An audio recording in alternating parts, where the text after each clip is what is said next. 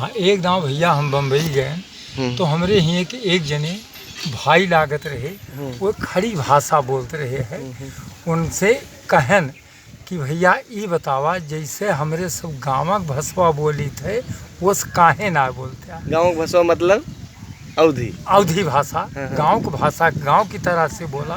तो कहिन कि काव कही हो तो हम विचार किहन कि अब कहीं है कि नाय बनत, लेकिन एकरे बजाय वो कहिन काव कही हो जमता ही नहीं है।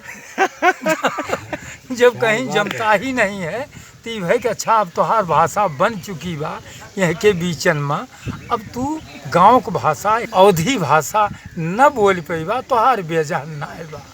तो ऐसे अपने गांव की भाषा अवधी भाषा को बहुत जोगई के बहुत संभाल के रखे बा, नहीं तो ई अपने देश से अपने प्रदेश से लुप्त होती बा।